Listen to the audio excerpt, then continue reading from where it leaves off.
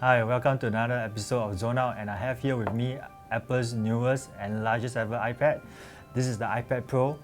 The first thing you notice is that it has a very large screen. The display is 12.9 inches large and has a display resolution of 2732 by 2048 pixels, which gives it a pixel density count of 264 ppi, greater than any Retina MacBook Pro.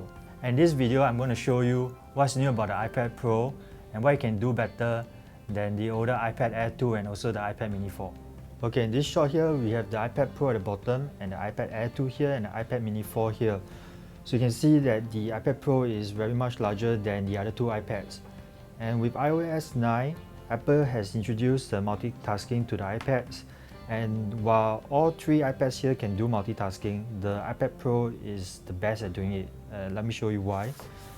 So the first thing you'll notice is that because the iPad Pro is powered by Apple's new A9X processor, apps launch incredibly quickly and everything is really smooth.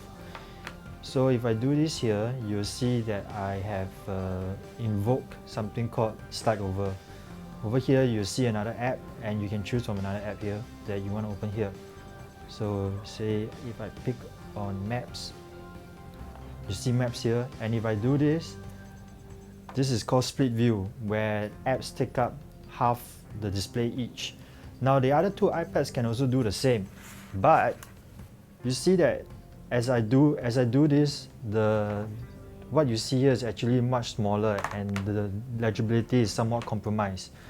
You can do split view on the iPad Mini 4 as well, but as you can see, the text here is so much smaller that it's really quite hard to see anymore. In fact, the iPad Pro's display is so large that half the display here is actually the size of iPad Mini 4. So hopefully you can see from this little demonstration here how much better the iPad Pro is at multitasking compared to the iPad Air 2 and also the iPad Mini 4. So now I'm going to show you the new Smart Keyboard and how it works with the iPad Pro. This is the Smart Keyboard here and it only works with the iPad Pro. Now why does it only work with the iPad Pro? Now that's because it connects to the iPad Pro magnetically using the smart connector that you see right here. So you just have to do this and then position it and you can start typing. What's good about this keyboard is unlike keyboards that you use with the iPad Air 2 and also the older iPad Mini, this draws power directly from the iPad Pro. So there's no need to worry about the keyboard running out of juice and things like that. You just connect it and you're ready to go and you're ready to type.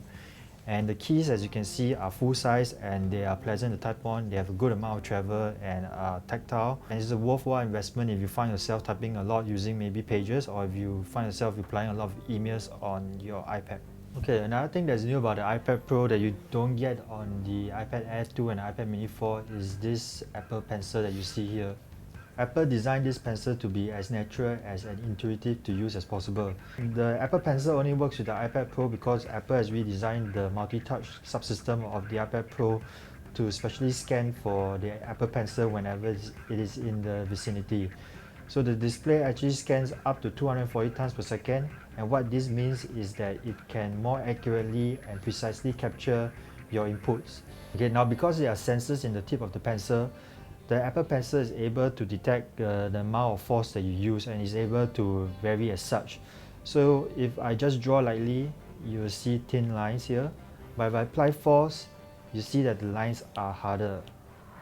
And another nifty thing you can do is shading. So if I choose the pencil input here, I can write like a normal pencil, but if I hold it at an angle and try to shade, you can see that I have created shading effects. Okay, so hopefully from this video you can see that the iPad Pro is not just about its larger display. The Smart Keyboard and the Apple Pencil also adds a lot of value to the iPad Pro. And for more about the iPad Pro, check out our review in the section below, and I would like to hear from you if you would actually buy the iPad Pro from yourself. Leave your thoughts in the section below as well. Until next time, bye bye.